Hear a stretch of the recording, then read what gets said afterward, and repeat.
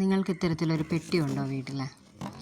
10ാം ക്ലാസ്സിൽ full A+ കിട്ടിയിട്ട് ഒരുപാട് ഫലകങ്ങൾ കിട്ടിയിട്ട് എടുത്തു വയ്ക്കാൻ സ്ഥലമില്ലാതെ അവസാനം പെട്ടിയിലാക്കി വെക്കേണ്ട അവസ്ഥയിലായിട്ടുണ്ടോ?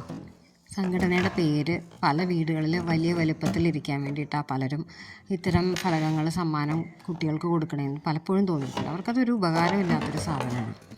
ഒരു പുസ്തകം വാങ്ങിച്ചു കൊടുത്താൽ അതല്ലെങ്കിൽ കുറച്ചുകൂടി ക്വാളിറ്റിയുള്ള ഒരു നല്ല അവരുടെ പേര് പതിച്ച ഒരു ഫലകം കൊടുക്കുകയാണെങ്കിൽ നല്ലതാണ്. ഇത് ഈ വളരെ ലോക്കലായിട്ടുള്ള സാധനങ്ങൾ ഇങ്ങനത്തെ കൊടുക്കുമ്പോൾ നമ്മുടെ പടം ഉള്ളതുകൊണ്ട് നമുക്കെടുത്ത് കത്തിച്ച് കളയാനും പറ്റില്ല. പക്ഷേ സൂക്ഷിച്ച് വെക്കാനുള്ള സൗകര്യം ഉണ്ടാവില്ല. ഇതിന് മാത്രം 10-30 എണ്ണമൊക്കെ എവിടെ സൂക്ഷിച്ച് വെക്കാനാണ്. പക്ഷേ കാണുന്നവർ വിളിച്ചത് ഇപ്പോൾ ഇത്രയും ആൾക്കാർക്ക് ഇത് കൊടുക്കുമ്പോൾ അവർക്ക് ഉപകാരമുള്ള എന്തെങ്കിലും ഒന്ന് കൊടുത്തുകൂടെ എന്നുള്ളൊരു ചിന്തയാണ് എനിക്ക് എപ്പോഴും ഉള്ളത്.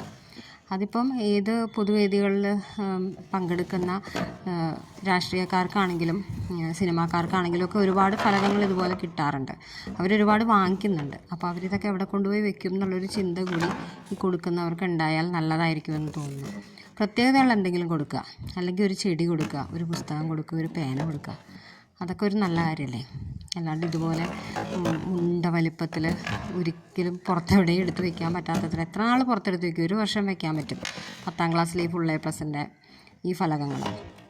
അതിൽ കൂടുതൽ നമുക്ക് എത്ര എണ്ണം എടുത്ത് വയ്ക്കാൻ പറ്റും? അതിനുവേണ്ടി മാത്രം ഒരു മുറി വേണ്ടേ? അപ്പോൾ എന്താ നിങ്ങളുടെയൊക്കെ അഭിപ്രായം? ഇല്ല